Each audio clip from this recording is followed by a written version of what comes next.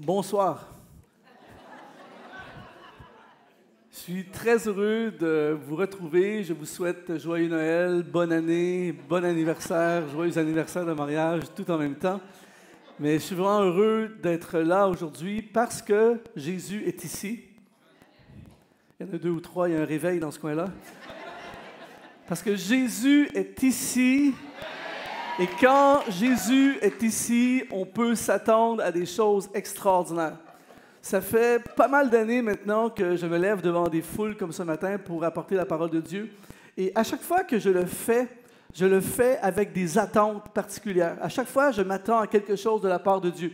Je ne sais pas dans quel état d'esprit vous êtes venus ici ce matin, mais je veux déclarer l'ouverture de la saison des exploits. Dans ma tête, quand je me préparais ce matin, j'avais l'impression que ce serait plus intense que ça, mais c'est pas grave. C'est la réunion de 9h30. Donc, je veux déclarer ce matin l'ouverture de la saison des exploits.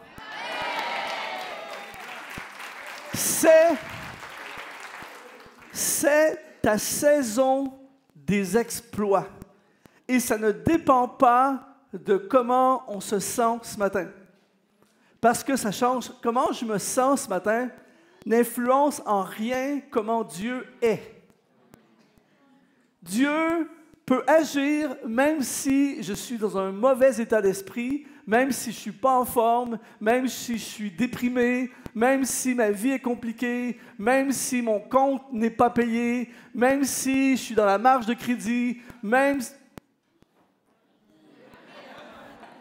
Ce matin, si j'étudie la Bible, quand j'étudie la Bible depuis quelques années maintenant, je m'aperçois que Dieu va toujours pousser les gens vers des exploits. Et c'est pour ça qu'il dit dans le psaume 60 au verset 12, il dit « Avec Dieu, nous ferons des exploits. » Avec Dieu. Et c'est pour ça que ce matin, peu importe comment on se sent, il peut se passer quelque chose. Parce que avec Dieu, et j'aimerais t'annoncer ce matin que Dieu est avec nous. Avec Dieu, nous pouvons faire des exploits. Depuis que je suis enfant, c'est-à-dire ça fait pas tellement longtemps, depuis que je suis enfant, j'ai toujours été fasciné par les explorateurs. Vous savez, ces hommes et ces femmes qui font des choses exceptionnelles et à chaque fois que j'ai la chance de regarder un reportage ou d'écouter un explorateur parler, je suis fasciné. Il y en a un qui me fascine énormément depuis plusieurs années qui s'appelle Mike Horn. Je ne sais pas si vous avez déjà entendu parler de Mike Horn. Ce gars-là, il est absolument incroyable. Et Mike Horn, une des choses qu'il a fait, c'est, si jamais il y a des gens qui cherchent quelque chose à faire pendant vos vacances, il a fait la circonférence de la Terre au complet sans motorisation. Kayak, voile, à pied. Il a fait un voyage de 17 mois. Il a visité 27 pays. Il a traversé 4 océans. Comme un exemple, il a traversé l'Amazonie à pied, un projet de 4 mois. C'est-à-dire qu'il est rentré dans la forêt, il est sorti 4 mois plus tard. Il a été mordu par des serpents. Il a été au sommet des montagnes. Et une des particularités de Mike Horn, c'est son enfance. C'est-à-dire que lorsqu'il était enfant, il raconte, à un moment donné, dans une conférence, que son père, il était en Afrique du Sud, et son père est un champion de rugby professionnel. Et son père, tous les matins, il allait courir, et Mike Horn, enfant, essayait de suivre son père. Mais à chaque jour, il courait, il n'arrivait jamais à se rendre là où son père allait. Donc, à chaque matin, avec un crayon ou une craie, il faisait une barre au sol. Le lendemain, il courait avec son père, il essayait de dépasser la barre, il faisait une autre barre. Le surlendemain, il essayait de dépasser la barre, il faisait une autre barre. Et un jour, il est arrivé à son père, il a dit « Papa, tu es mon héros, je ne pourrai jamais être comme toi et courir aussi loin que toi. » Et son père l'a regardé, il a dit « C'est pas moi le héros, c'est toi mon héros. Parce qu'à chaque matin, quand je te vois faire la barre et dépasser la barre, tu me motives à aller toujours plus vite et toujours plus loin. » Et ce matin, je veux appeler quelqu'un dans cette salle, peu importe comment est ta vie en ce moment. Peu importe où tu es dans ta vie en ce moment, je t'appelle ce matin, en cette matinée de juillet, à mettre une barre et à dire à partir de maintenant, je vais dépasser la barre. Avec Dieu, nous ferons des exploits. On dit Amen ce matin. Alors, Je veux regarder avec vous dans les prochaines 3 heures comment...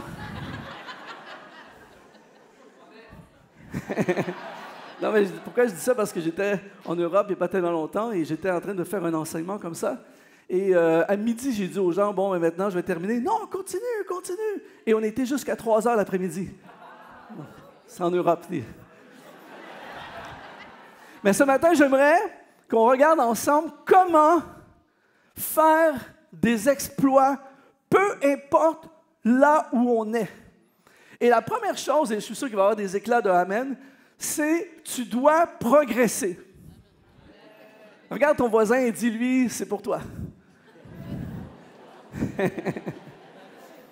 Tu dois progresser.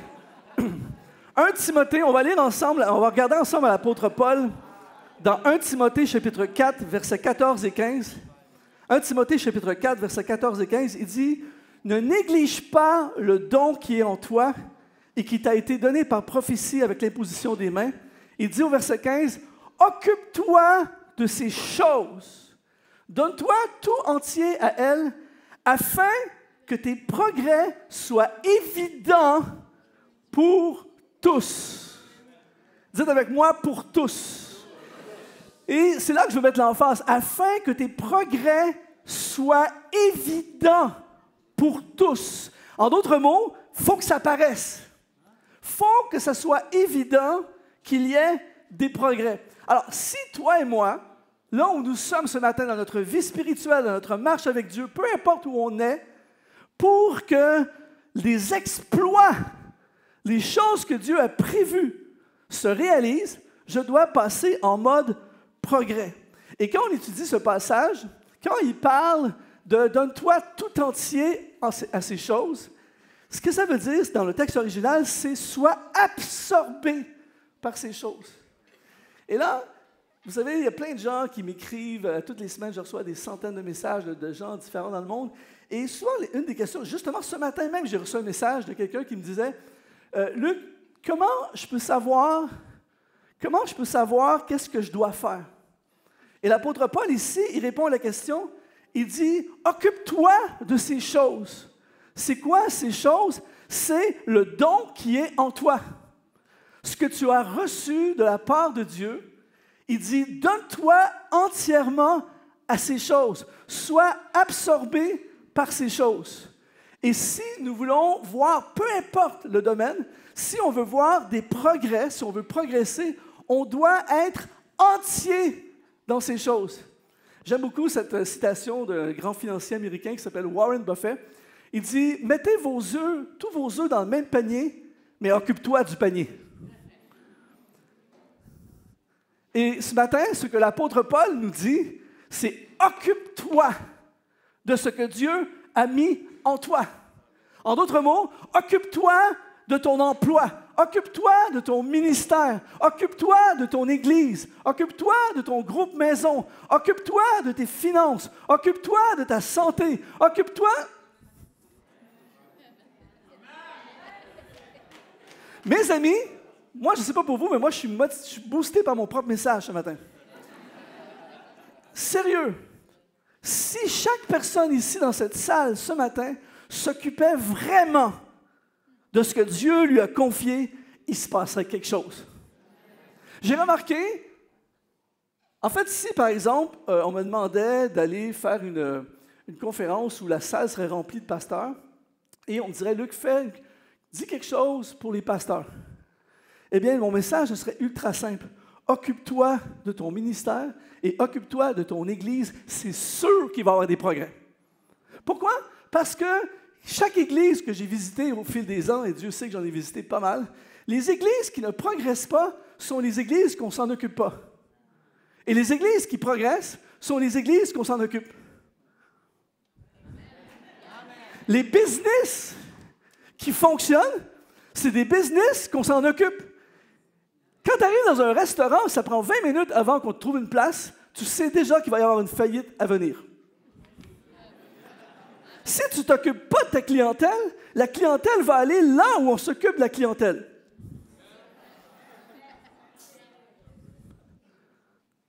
Donc, si dans ta vie, ce matin, il y a quelque chose que tu veux voir progresser, tu t'en occupes.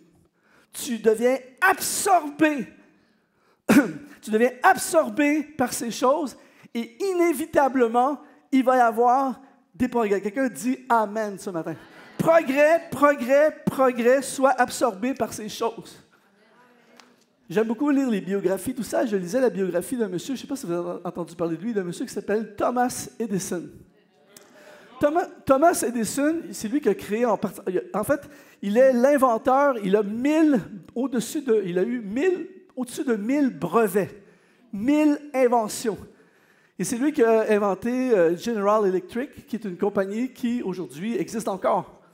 Et il a dit quelque chose qui pourrait, si ça sortait dans l'actualité aujourd'hui, il serait extrêmement controversé. Il a dit ça dans une autre époque, mais il dit « Une chance que personne m'a convaincu de faire comme la majorité, travailler uniquement 8 heures par jour, parce que j'aurais jamais pu accomplir ce que j'ai accompli. » Et là, je ne suis pas en train de dire à tout le monde « OK, on fait des burn-out, on s'épuise à fond. » C'est pas ça que je suis en train de dire. Mais on a ici quelqu'un qui était absorbé. Et je prie ce matin que dans cette salle s'élèvent des hommes et des femmes qui ont le même genre d'absorbation, ça se dit-tu? Absorber à fond pour Dieu, son œuvre, son Église, notre vie spirituelle. Absorbé par ces choses. L'apôtre Paul n'évangélisait pas seulement de 9 à 5. L'apôtre Paul n'était pas intense pour Dieu seulement le dimanche matin entre 10h et midi. Il était 24/7 pour Dieu. Il était absorbé. Il s'occupait de ses églises. Il écrivait même quand il était en prison, il se souciait des églises. Il écrivait des lettres aux églises. Il pensait à ses églises. Il s'occupait de ces gens autour de lui. Il était absorbé. Tu le coupais, c'est Jésus qui sortait tellement c'était intense son truc.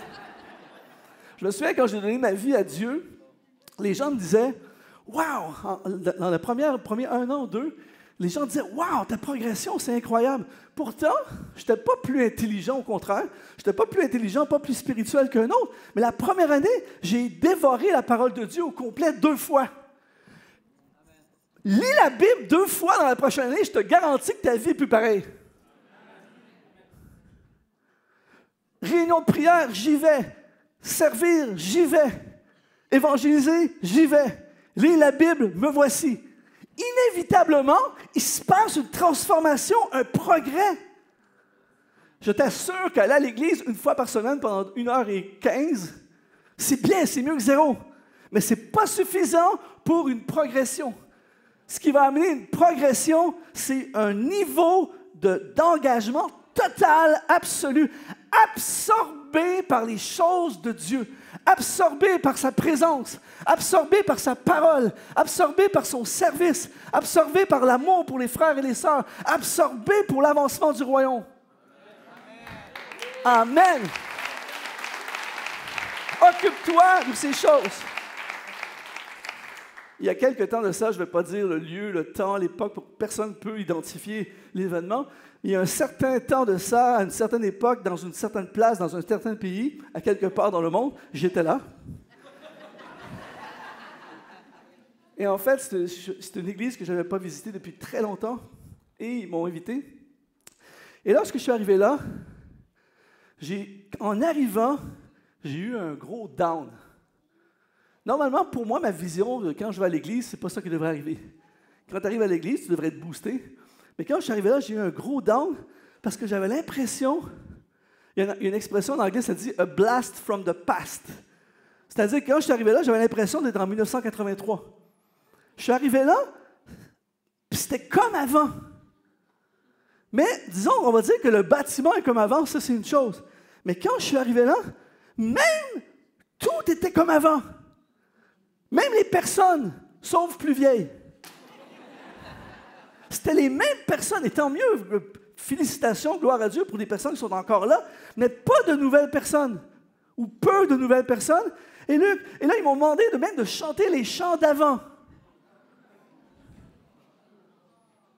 Et en fait, pendant tout le week-end, je voulais juste me sauver. Sérieux! Je voulais juste m'en aller. Pas parce que les personnes qui étaient là, c'est des bonnes personnes. Mais je me dis, Seigneur, que je ne devienne jamais comme ça. Il doit y avoir des progrès. Il doit y avoir des nouvelles personnes. Il doit y avoir des nouveaux projets. Il doit y avoir un feu nouveau, un renouvellement nouveau. C'est pas mal ça, renouvellement nouveau. Il doit y avoir une progression. La question que je dois me poser et que chacun d'entre nous, on doit se poser ce matin, est-ce que j'ai progressé? Est-ce que je progresse? Pour faire les exploits que Dieu a prévus pour toi et moi, il doit y avoir une progression. Ce matin, quand je suis arrivé ici, quand je suis rentré, je n'ai pas eu un down, ne vous inquiétez pas. Mais quand je suis rentré ici, j'ai réalisé que j'étais là au jour 1. La réunion, c'est moi qui dirigeais la louange à la réunion numéro 1 ici, à la chapelle. La réunion numéro 1 à la chapelle, il y a quelques siècles. C'est moi qui dirigeais la louange. Ils m'ont processé depuis ce temps-là, mais c'est moi qui dirigeais la louange. Et ce matin, je pensais à ça. Et je me disais, Seigneur, merci pour ce qu'il y a eu. Mais je dis merci encore plus pour ce qu'il y aura.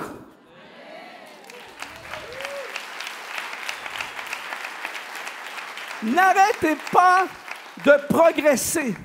Ne laissez rien vous empêcher de progresser. Ne laissez pas le diable vous empêcher de progresser parce que lui, il ne veut pas que vous progressiez. Ne laissez pas les obstacles, les défis, les montagnes, les problèmes, les difficultés. Je sais qu'il n'y en a aucun ici, mais au cas que ça vienne un jour, ne laissez rien vous empêcher dans votre vie personnelle. Si tu dis « Wow, je vis des choses extraordinaires avec le Seigneur », j'ai dit ça à quelqu'un récemment qui est très, très nouveau dans la foi. La personne, ça fait 3-4 mois. Elle dit « Luc, c'est incroyable tout ce qui se passe. » J'ai dit « Tu n'as rien vu encore. » Et si tu es ici, ça fait 30 ans que tu es dans les voies de Dieu, j'aimerais te dire « Tu n'as rien vu encore. » De gloire en gloire, de progrès en progrès. Et comment ça arrive? En se donnant tout entier à ces choses. J'appelle quelqu'un ce matin à se donner tout entier. Prends la décision ce matin. En plein milieu de juillet, je prends la décision, je vais me donner tout entier pour le Seigneur. Amen. Deuxième étape, pour faire des exploits pour le Seigneur, tu dois progresser. Deuxièmement, ça va devenir très intéressant. Choisis tes combats. J'aimerais annoncer à quelqu'un ce matin, il y aura des combats. Vous allez avoir des combats. Si tu n'en as pas eu jusqu'à maintenant, bonne nouvelle! Mais j'ai encore une meilleure nouvelle ce matin. On peut les choisir. Il y a quelques années de ça, j'ai eu la chance de discuter avec un boxeur professionnel. Et il m'expliquait un peu comment ça fonctionne dans le système, tout ça. Et il me disait, Luc, je choisis mes combats.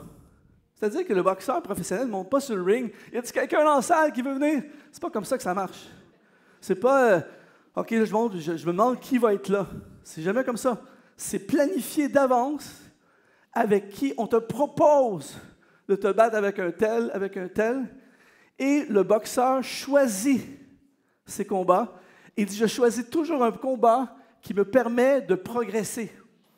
Il dit, je ne veux pas perdre mon temps, risquer une blessure avec quelqu'un qui va me faire tourner en rond. Je veux un adversaire qui va me permettre d'avancer. Donc, il choisit ses combats. Et là, j'ai pensé à l'apôtre Paul, qui dit dans 1 Timothée 1,18, « Le commandement que je t'adresse, Timothée, mon enfant, selon les prophéties faites précédemment à ton sujet, c'est que d'après elles, tu combattes le bon combat. » Dans 1 Timothée 6,12, il dit « Combat le bon combat de la foi. » Et le mot « combat » dans le texte grec, si vous ne le savez pas, le Nouveau Testament est écrit en grec. Et le mot « combat » qui est utilisé, c'est « agon ». Agon, ça veut dire bataille, agoniser, en anglais, struggle, opposition, conflit. Ça, c'est ce qui vous attend. Est-ce qu'il y a des gens qui savent qu'il y a un peu de réalité là-dedans? Bataille, agoniser, struggle, opposition, conflit, ça va venir. Mais par contre, il dit combat le bon. Et le bon, c'est le mot kalos, qui veut dire digne, honorable, la bonne chose ou qui inspire. Donc, il y a et il y aura des combats. Mais il dit Timothée, et l'apôtre Paul est le formateur de Timothée. Il a fait de lui le pasteur de l'une des plus grandes églises du Nouveau Testament, l'église d'Éphèse. Il a formé pour que Timothée fasse des exploits. Le but de Paul, dans toutes les personnes qu'il formait, c'est que ces personnes fassent des exploits, fassent des choses extraordinaires pour le royaume de Dieu. Et une des choses qu'il lui enseigne avec intensité, c'est combat le bon combat. Et là, on n'a pas le temps d'aller dans tous les textes, mais il parle de fuir les discussions folles, les discours, les poursuites de l'argent. Perds pas ton temps dans ces choses, focalise-toi sur le bon combat. Et j'aimerais annoncer à quelqu'un ce matin que c'est pareil en 2023. Je lisais la biographie d'un monsieur extraordinaire qui s'appelle Eddie Jaku, qui est un survivant des camps de concentration. Il s'est retrouvé dans sa jeune vingtaine, il s'est retrouvé à Auschwitz, où il allait frôler la mort à tous les jours. Et il raconte comment ça se passait. C'est horrible ce que les gens ont pu vivre dans les camps de concentration, particulièrement à Auschwitz. Il dit que toute la journée, il travaillait des 15 heures par jour, extrêmement froid, avec très peu de vêtements. Et pendant toute la journée, tu entends pam, pam, pam. Des gens qui se font... le soldat décide d'en tuer un. Toute la journée, tu travailles, pam, t'en vois un tomber, pam, pam. La nuit, ils obligeaient les gens à dormir 15 dans un lit et les obligeaient à être dénudés pour être sûrs qu'ils ne s'enfuient pas. Et c'est des horreurs. Et à un moment donné, il raconte, et c'est là le punch ce matin, il dit, un jour, je me suis levé un matin, j'ai discuté avec un médecin qui était là, et il m'a dit, Eddie, pense juste à survivre aujourd'hui. Pense pas demain, pense pas. Survis aujourd'hui. Fais tout ce qui est nécessaire pour survivre aujourd'hui. Et demain, tu feras la même chose. Et il raconte qu'il y avait des gens, tu es à bout de force, tu es à bout de tout. Et il raconte qu'il y avait des gens dans les campements, et on peut comprendre avec toute l'atmosphère, tout ça, il y avait des gens qui se disputaient, il y avait des conflits, ils se battaient pour un bout de pain, tout ça. Et lui a décidé ce jour-là de ne pas s'impliquer dans rien d'autre, de laisser, même si c'est injuste, tout ça, de juste se concentrer sur « faut que je vive aujourd'hui » et de ne pas s'embarquer dans aucune autre affaire autour. Et quand je lisais ça, je dis « wow, quelle image !» Parce qu'il y a plein de gens qui sont impliqués dans toutes sortes de combats autour d'eux qui les empêchent de se concentrer sur le vrai combat qui va les faire avancer. Et c'est pour ça qu'il dit « combat le bon combat ». Si ta maison est en feu, ce n'est pas le temps de faire des rénovations. T'imagines le gars, sa maison est en feu, puis il fait les armoires. Mais dans nos vies, parfois, c'est comme ça. Et je veux appeler des gens ce matin dans cette salle à combattre le bon combat. Bats-toi pour ta famille, bats-toi pour tes finances, bats-toi pour ton ministère, bats-toi pour ta business, bats-toi pour tes études, bats-toi pour ta carrière, bats-toi pour ce qui est important. Focalise-toi, combat le bon combat. Bats-toi pour ton Église. S'il y avait plus de gens dans nos églises qui se battaient pour leur Église, les églises iraient beaucoup plus loin. Bats-toi pour ton Église. Amen. Combat le bon combat. Si tu as un collègue de travail intolérable, ça arrive des fois, ton combat, ce n'est pas ton collègue de travail, c'est d'amener de la nourriture à ta famille. Ton combat, ce n'est pas le client intolérable. Ton combat, c'est de faire réussir ta business. L'autre jour, j'allais au studio, j'habite à Brossard, mais notre studio est à Valleyfield, le studio d'Exponentiel, notre plateforme exponentielle.net que vous pouvez visiter, publicité en passant. Je suis sur l'autoroute 30. Je suis sûr que personne n'a jamais vécu ça ici. Je vais vous raconter quelque chose que personne n'a jamais vécu quelque chose comme ça. Mais je suis dans la voie de gauche et je suis ce que j'appelle un peloton.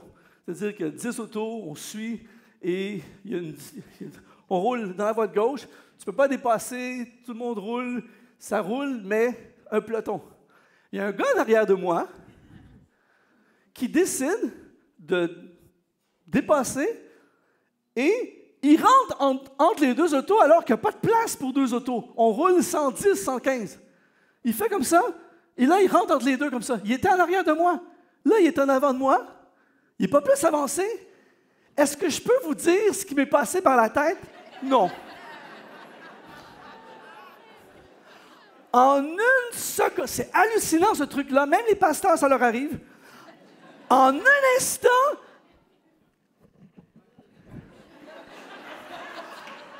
Je vous le dis, j'avais envie d'aller dans l'accotement, le dépasser, le dire, c'est moi qui est en avant. C'est fou, tout m'a passé dans la tête. Et là, tout à coup, je me suis dit, Luc, tu vas enregistrer des vidéos au studio, des vidéos qui vont toucher des gens dans le monde entier. C'est ça ton vrai combat. Tic-tac, tic-tac, tic-tac, tic-tac. Dans la voie de droite, j'ai pris la première sortie, je me suis arrêté pendant 2 minutes. J'ai appris l'autoroute, c'est fini. Dossier réglé.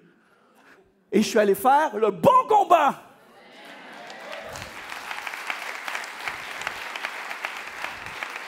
Parce que quand tu t'impliques dans le mauvais combat, souvent le mauvais combat dégénère dans d'autres combats qui t'amènent d'autres combats, et là, tu es complètement parti en dehors.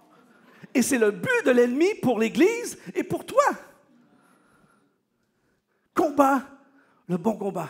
Choisis tes combats ce matin.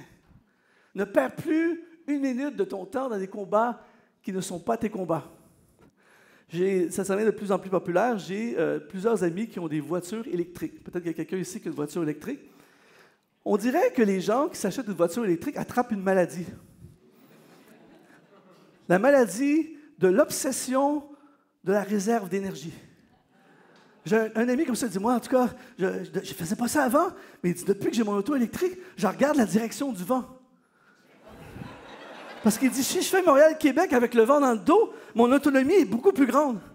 Il dit, des fois, je fais des tests, j'enlève le radio, je coupe la climatisation, il fait 30 degrés, on crève, mais on économise.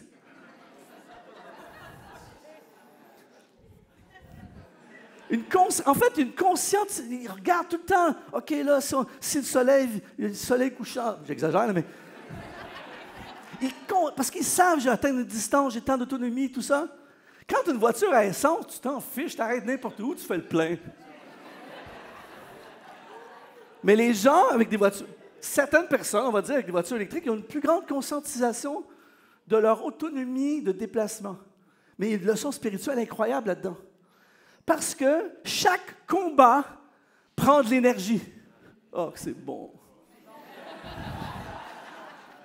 Chaque combat prend de l'énergie. Si tu combats le mauvais combat, tu vides ta réserve, il ne t'en reste plus pour le bon combat.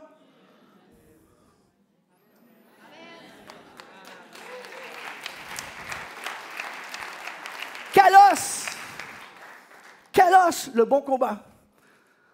Avez-vous remarqué, les boxeurs professionnels sont entourés de gardes du corps? Combien sont d'accord avec moi pour dire qu'un boxeur professionnel est légèrement capable de se défendre? Le boxeur professionnel est capable de se défendre contre le Joe Blow qui arrive et qui veut lui faire du trouble. Mais il va quand même s'entourer de gardes du corps. Pourquoi? Parce que souvent, quand il s'en va pour son combat, il est entouré. Pourquoi? Parce qu'il ne peut pas perdre de l'énergie avec Joe Blow et risquer de se blesser, alors qu'il y a le vrai adversaire qui l'attend sur le ring. Et cet adversaire-là, la victoire contre lui, c'est ça qui va le faire progresser. Donc, il se préserve des mauvais combats. Kalos, dites avec moi, Kalos. Kalos, le bon combat, digne, honorable, la bonne chose. À chaque fois que ce combat se présente à moi, et croyez-moi, il y en a souvent, je me pose toujours la question, est-ce que c'est un combat kalos? Est-ce que ce combat vaut la peine que j'y investisse de l'énergie? Est-ce que ce combat vaut la peine que je mette du temps là-dedans? Sinon, je suis désolé, je n'ai pas le temps pour ça. J'ai tellement de combats importants qui vont me permettre de faire des exploits pour le Seigneur. Et c'est ça le problème dans les églises. Ah, je l'ai dit. J'ai visité des centaines d'églises.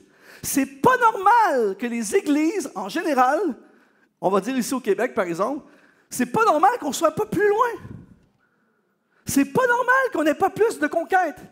C'est pas normal qu'on n'ait pas plus de finances. C'est pas normal qu'on n'ait pas plus d'âmes sauvées. C'est pas normal qu'il n'y ait pas plus de résultats.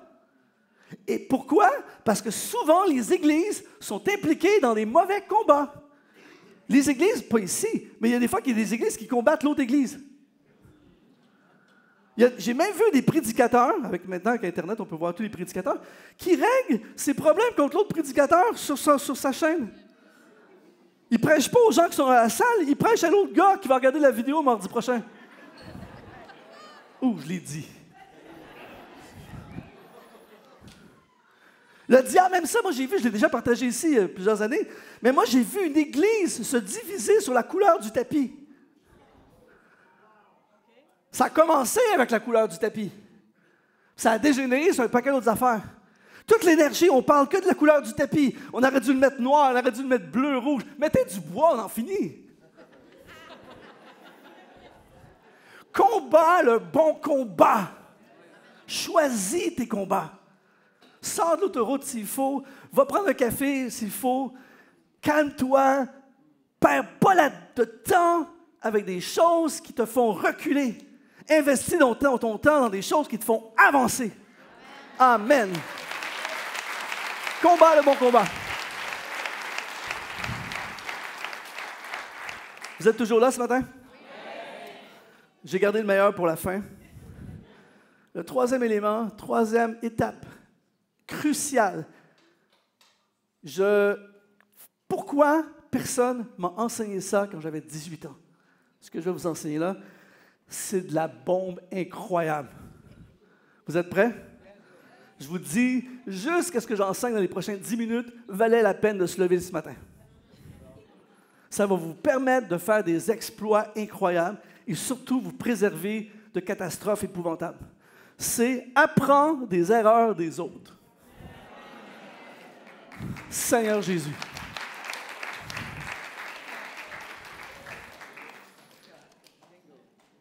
On parlait d'explorateurs au début du message. Edmund Hillary est le premier homme à avoir mis son pied avec son Sherpa. Ils sont les premiers à avoir mis leur pied sur le sommet de la plus haute montagne du monde, l'Everest, en 1953. Ce qu'il faut savoir, c'est qu'il y a eu 9 tentatives dans les décennies qui ont précédé, d'expéditions qui ont essayé d'atteindre le sommet. Ça n'a jamais marché. Il y a tempête, manque d'approvisionnement, pas bien équipé, plein de choses, plein d'erreurs qui ont été faites. Et lui, Hillary, avant de tenter cet exploit incroyable, il a étudié toutes les erreurs des autres. Il a dit, OK, eux ont fait ça, ils ont échoué, ils ont fait ça, ils ont échoué, on va être sûr de ne pas faire toutes ces affaires-là. On va faire le contraire de ça. Il a réussi. Et là, je vais vous donner un verset, un passage de la Bible qu'il faut imprimer et mettre sur votre frigo. C'est pas un des endroits qu'on voit le plus souvent chez nous, le frigo. Ecclésiaste 1,9, c'est de la bombe. Ecclésiaste 1,9 dit ceci. Il dit, ce qui a été, c'est ce qui sera. Et ce qui s'est fait, c'est ce qui se fera. Il n'y a rien de nouveau sous le soleil. Ça, c'est un truc hallucinant. Ce que je vis avec vous ce matin, je l'ai déjà vécu. J'ai déjà été debout devant une foule comme vous, avant. Et à chaque fois, il y a eu des bonnes choses, des moins bonnes choses. J'ai déjà vécu cette expérience avant. Donc, à chaque fois que je me lève devant une foule, je l'ai vécu avant. Donc, j'essaie. À chaque fois, si ça m'est arrivé une fois ou plusieurs fois, d'arriver devant une foule et de complètement manquer mon affaire. Je vous annonce que c'est déjà arrivé. J'essaie de ne plus jamais refaire la même affaire, de ne plus jamais dire cette chose ou avoir eu ce comportement, ou peu importe. Et tout ce qui arrive, mais littéralement tout ce qui arrive autour de nous, il n'y a rien de nouveau sous le soleil. Il y a déjà eu des implantations d'églises avant. Il y a déjà eu une église à Montréal avant. Il y a déjà eu de la louange avant. Il y a déjà eu des problèmes sociaux avant. Il y a déjà eu des problèmes économiques avant. Il y a déjà eu des grèves avant. Il n'y a rien de nouveau sous le soleil. Et en fait, le problème, c'est qu'on passe plus, il y a un historien qui s'appelle Will Durant qui dit « On passe trop de temps dans le dernier 24 heures et pas assez dans les derniers 6000 ans. » Au lieu de regarder les nouvelles, à passer des heures à regarder les nouvelles qui nous racontent ce qui est arrivé dans les derniers 24 heures, si on étudiait ce qui est arrivé dans les derniers 6000 ans d'histoire, je vous garantis, un bon étudiant du passé devient un excellent prophète du futur. C'est toujours la même chose. Là, en ce moment, tout le monde parle de l'IA, l'intelligence artificielle. Savez-vous qu'il y a déjà eu quelqu'un qui a paniqué devant la calculatrice? Une calculatrice. Là, les gens n'ont plus besoin d'apprendre comment compter. Laissez-moi vous dire que quand il faut faire 150 x 98, je suis content d'avoir une calculatrice. Tu n'as plus besoin de savoir le calcul, là, en haut, le petit 1 en haut, une barre là-dessus. Sors ton téléphone, 150 x 98, 14 900.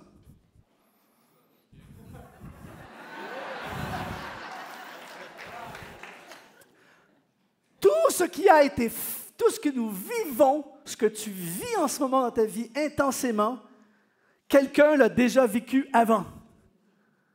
Ah, c'est bon. Alors, la clé pour toi et moi, c'est apprends des erreurs des autres. Regarde les erreurs que les personnes ont faites, qui ont amené le problème, et évite leurs erreurs. Et il y a du data d'informations partout. Par exemple, est-ce que je peux être un peu violent ce matin?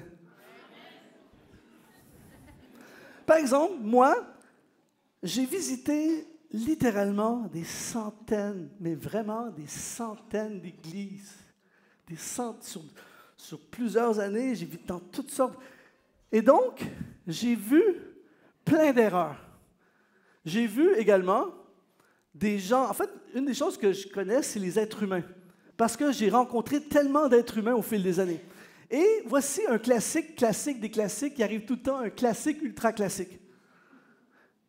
Après les réunions, des fois, il y a des gens qui viennent me voir.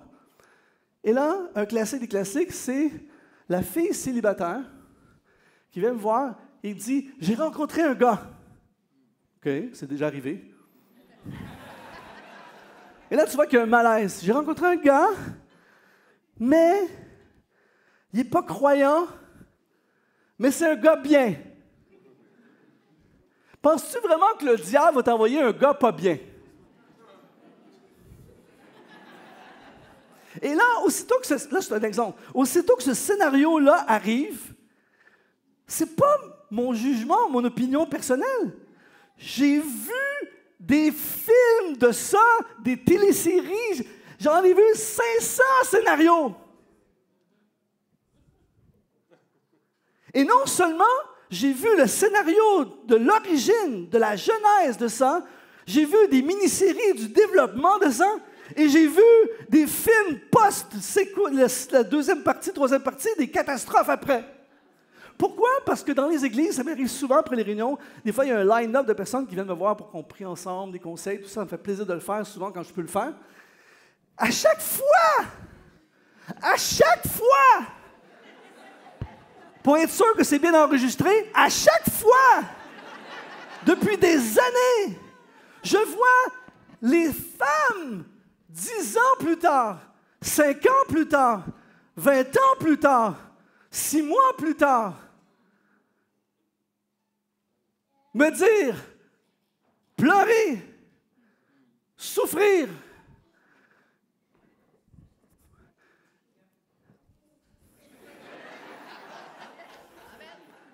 Et je dis ça avec un cœur rempli d'amour et de compassion ce matin, aucun jugement. Donc, quand quelqu'un vient me voir et me dit ça, moi, je peux dire que Dieu te bénisse, bonne semaine. Mais j'ai tellement vu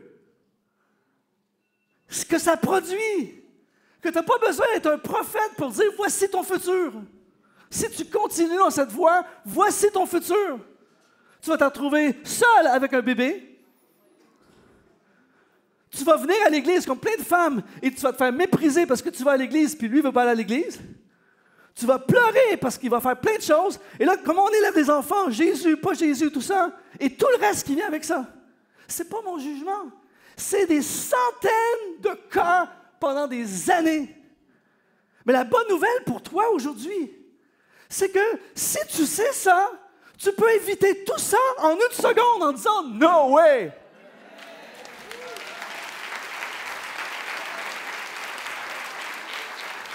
Apprends des erreurs des autres. On peut continuer la liste à l'infini. Quand je vais dans des églises, c'est très compliqué maintenant pour moi d'une certaine façon. Pourquoi? Parce que j'ai visité tellement d'églises. Quand je vais dans les églises et que je vois tac, tac, tac, tac, tac, tac, tac, je sais qu'il va arriver tac, tac, tac, tac, tac, tac, tac. Pas parce que je suis brillant, pas parce que le gars c'est un prophète, non! Je l'ai vu plein de fois. Un jour, je suis dans une église, un jour, une place, un lieu dans le monde, à quelque part. Je suis dans une église. Pendant tout le week-end, il y a un petit couple qui sont tout le temps après moi. Vous savez, un peu trop gentil. Pas gentil, un peu trop. Tu sais, genre de compliment. Ah, ça fait du bien d'entendre une parole fraîche du Seigneur. Enfin, quelque chose qui nous nourrit. Mon système d'alarme part. Pourquoi? Parce que j'ai vu ça 500 fois. Et là, ils sont là, puis ils sont impliqués à fond dans l'église, tout ça, mais un peu trop gentils. Puis à la fin du week-end, je mangeais avec le pasteur au restaurant. Un des rares pasteurs à me poser la question, « Luc, est-ce qu'il y a quelque chose que tu as vu qu'on pourrait apprendre? » Un des rares pasteurs qui me pose la question, « Luc, est-ce que tu as vu quelque chose qu'on pourrait apprendre? » Un des rares pasteurs qui pose la question. Mais il ne suffit pas de poser la question. Proverbe 1,5, que le sage écoute et il augmentera son savoir. Donc, je dis, écoute, puisque tu me poses la question, si j'étais toi, je me méfierais de ce couple. Et je ne dis pas ça pour les juger, peut-être que je me trompe, peut-être que je suis à l'ouest, tout ça, mais j'ai vu des symptômes pendant le week-end. J'ai déjà vu ça avant pas mal de fois, ça finit jamais bien. Ah non, non, Luc, ben non du tout. C'est des gens, je ne peux même pas imaginer l'Église sans eux, c'est des piliers, tout ça. OK, je m'en vais. 1 an plus tard, ils sont partis avec la moitié de l'Église. C'est toujours la même histoire. Apprends des erreurs des autres. Et ce qui est très puissant là-dedans pour toi et moi ce matin, c'est que si mon scénario actuel de ma vie en ce moment, et il y a juste toi qui sais ton scénario, vraiment.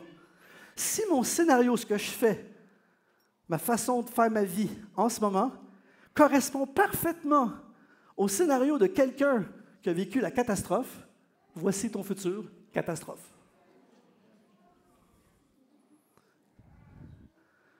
Je lisais récemment, je vais terminer dans un instant, les musiciens vont s'approcher, je lisais récemment l'histoire d'un monsieur qui s'appelle John Alexander Dewey. Je n'avais jamais entendu parler de ce monsieur-là. C'était un évangéliste des années 1800. Écoutez bien ceci, dans les années 1800, pas d'Internet, pas de télé, pas de moyens de communication qu'on a, le gars a gagné des millions de personnes pour Jésus. Un don hallucinant.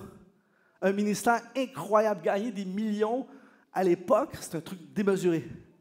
Et donc, moi, ce que j'aime faire, j'appelle ça des ingénieries inversées des personnes. C'est-à-dire, je vois la personne aujourd'hui, et là, je fais l'ingénierie inversée de comment ça a commencé, puis qu'est-ce qui a amené au résultat final, que ce soit positif ou négatif.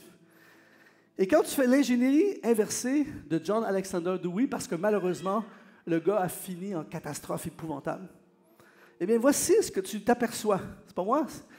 Quand l'histoire est terminée du personnage, on peut plus analyser. Mais quand on étudie la vie de John Alexander Dewey, on va voir quelques éléments ici que ça n'existe plus aujourd'hui, des cas comme ça. Mais à l'époque, c'était quelqu'un qui avait des ambitions démesurées. C'est quelqu'un qui voulait tellement voir des choses arriver qu'il est sorti complètement de son appel. C'est quelqu'un qui, ça n'arrive plus ça aujourd'hui, mais il écoutait les conseils de personne. Il n'avait pas d'amis, il n'avait pas de conseillers, et plus ça avançait, plus son jugement était dur dans ses messages. Il ne prêchait plus l'Évangile, il prêchait contre tout le monde. Un tel, bang, bang, bang. Il démolissait tout ce qui bougeait. Il avait une situation financière personnelle absolument catastrophique. Il devait de l'argent à tout le monde. Il vivait en même temps dans un luxe débordant. Et il a même créé une ville à côté de Chicago qu'il a appelée Sion. Et ça a dégénéré, je ne vais pas être dans les détails, mais le monsieur a fini en catastrophe, en scandale et tout ce que vous pouvez imaginer. Maintenant, on est en 2023, tu es dans le ministère et tu regardes tous ces éléments-là qui étaient dans la vie de cet homme qui a amené à la catastrophe. Si je regarde ça et que ça ressemble à ma vie en ce moment, Faut que ça arrête! Parce que je sais mon futur. J'ai un modèle, j'ai un exemple de quelque chose qui est mal fini. Donc, je peux, grâce à une vie qui s'est passée dans les années 1800, un ministère des années 1800, je peux sauver mon ministère en 2023. Ce gars-là était appelé à faire des exploits incroyables. Sauf qu'il y a eu plein d'erreurs. Ce matin, je terminerai avec ceci. J'ai mis dans mes notes ici, j'ai fait une ingénierie inversée des personnes qui ont abandonné les voies de Dieu. Quand ça fait pas mal d'années, plus de 3 décennies que tu marches dans les voies de Dieu, que tu as servi Dieu dans les nations, tu as vu plein d'églises, tout ça, malheureusement, j'en ai vu plein de personnes comme vous et moi, dans une salle comme ce matin, Jésus, tout ça, 2 ans plus tard, 5 ans plus tard, 10 ans plus tard, ne sont plus là. Et certains sont vraiment plus là. Et certains sont même révoltés, rebellés. Quand la personne était en train d'adorer Jésus il y a 5 ans, tu ne peux pas imaginer que cette personne-là, 5 ans plus tard, serait révoltée contre l'Église, les chrétiens. Qu'est-ce qui est arrivé? Qu'est-ce qui est arrivé? Donc, j'ai fait l'ingénierie inversée. Et voici ce que tu vois, pas nécessairement tout dans la même personne, mais voici les classiques basés sur ce que j'ai vu, pas basés sur mon opinion ou un jugement, basés sur ce que j'ai vu. Accumulation de déception et de frustration non réglées. Un cœur plein d'amertume et de non-pardon. Un éloignement graduel du corps de Christ. Pas du jour au lendemain, graduel, de moins en moins, de moins en moins, de moins en moins. Un entourage toxique de gens frustrés, amers, blessés de l'Église. Une des choses, c'est comme il y a comme un système d'aimant spirituel qui fait que si tout à coup je suis blessé, frustré, d'autres blessés, frustrés, boum, on se retrouve, on est connectés tout à coup. Et tu prends 3-4 blessés, frustrés ensemble, je te garantis que le dossier s'amplifie. Ensuite, l'ouverture à des compromis. Ah, c'est pas grave. C'était grave avant, mais c'est plus grave maintenant. Ça, moi, je ne suis pas un légaliste. C'est pas grave. Un esprit critique et le jugement facile. Tout à coup, on juge, on critique tout. On arrive à l'Église et on voit tout ce qui ne va pas, alors qu'avant, on voyait tout ce qu'on aimait. Un abandon de la prière et de la parole de Dieu. Je n'ai jamais vu quelqu'un qui sort d'un jeûne et prière, qui vient de lire la parole de Dieu, Seigneur Jésus, une soirée dans la présence de Dieu, une soirée d'adoration, le lendemain, je ne veux plus rien savoir de vous autres. Jamais. Un éloignement de la parole de Dieu, de la prière. Venir de moins en moins à l'Église et se déconnecter de la famille spirituelle. Cesser de s'impliquer ou servir à cause de 1000 raisons. La fameuse phrase « je prends du recul ». Eh bien, ce matin, je dis ceci avec un cœur rempli d'amour, et je me le dis à moi aussi, si ma vie ressemble à ça, ça ne finira pas bien. On sait déjà le futur de la personne. On peut déjà annoncer votre futur. Mais la bonne nouvelle, c'est que vous avez quelqu'un qui vient devant vous ce matin et qui expose les erreurs qui ont été faites. Et vous pouvez dire, OK, tac, tac, tac, ça, je change ma vie complètement aujourd'hui. Je prends une décision aujourd'hui, ça ne m'arrivera pas. Moi, je ne veux pas que ça m'arrive. Je veux, jusqu'à mon dernier souffle, servir Jésus. Jusqu'à mon dernier souffle, aimer Jésus. Je veux vivre pour le Seigneur jusqu'à ma... C'est vraiment mon désir, je le dis publiquement, c'est mon désir ultime. Je veux vraiment servir Jésus jusqu'au bout. Mais je vous garantis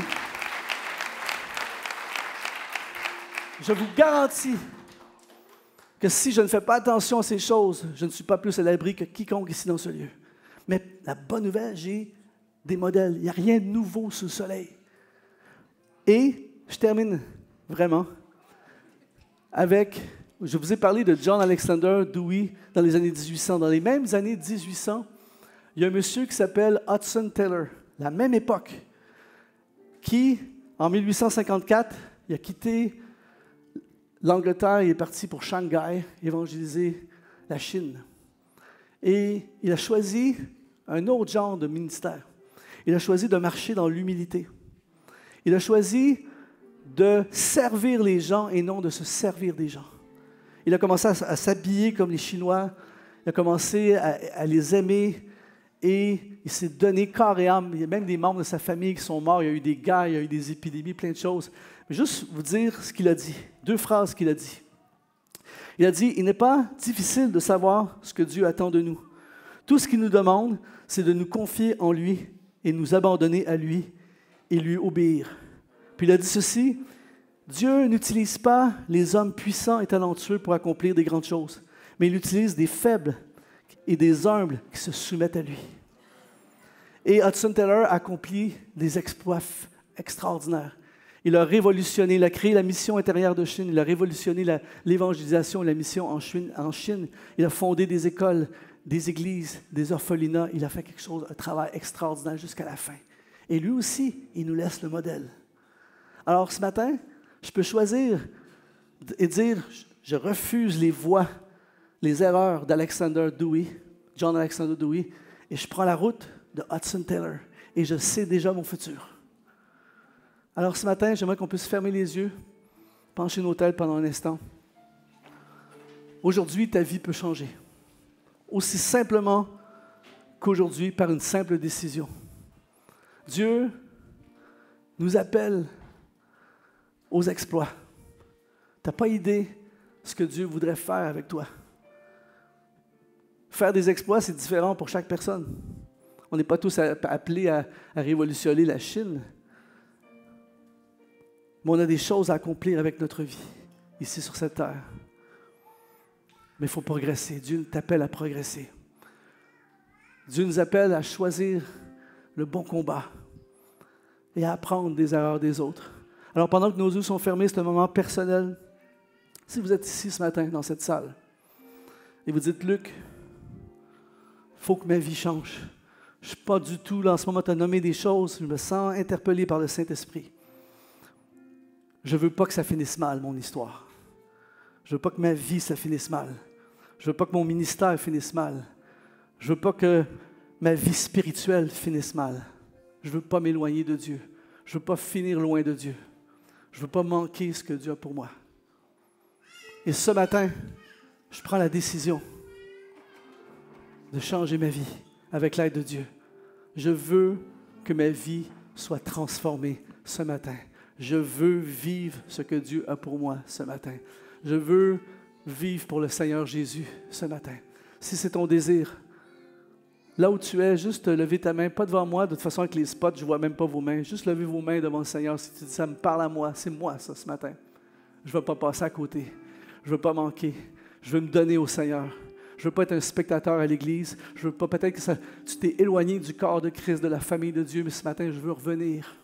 Je veux revenir à mon premier amour. Je veux revenir à mes premières œuvres. Je veux revenir à ma passion pour Jésus. Je veux recommencer à le servir, le Seigneur. Je veux m'éloigner de certaines personnes toxiques. Je veux régler certains problèmes, rancunes. Je veux me consacrer à Jésus ce matin. Amen. Je veux prier pour les personnes qui sont impliquées en ce moment dans des combats qui mènent nulle part. Si en ce moment tu es impliqué, personne ne te juge, c'est entre toi et Dieu. Si ce matin tu es impliqué dans un combat qui mène nulle part, qui te vole ta joie de vivre, qui te vole ta spiritualité, qui te vole les bénédictions de Dieu, puis tu te dis, ça se termine ce matin au nom de Jésus. Lève ta main devant le Seigneur. Pas devant moi, mais devant le Seigneur. Alléluia. Est-ce qu'on peut se lever ensemble, s'il vous plaît? Voici ce qu'on va faire. On va entrer dans un moment d'adoration extraordinaire. On va tout présenter ça à Dieu dans les prochaines minutes. Mais juste avant, j'aimerais qu'on puisse sceller ce qui a été apporté ce matin. Je prie vraiment que le Saint-Esprit ait pu utiliser ces simples mots pour toucher ton cœur et que ça porte des fruits dans ta vie. Mais si ce matin ça t'a parlé, si ce matin tu veux prendre cette décision, je t'invite à faire une prière avec moi. Mais on est une famille spirituelle, donc on va la prier ensemble. Mais particulièrement toi qui dois prendre cette décision, je t'invite à prier en disant, Seigneur Jésus, je prends la décision aujourd'hui de faire de toi le centre de ma vie, le Seigneur de ma vie. Je décide aujourd'hui en ce lieu de vivre pour ta gloire. Pardonne-moi, Seigneur.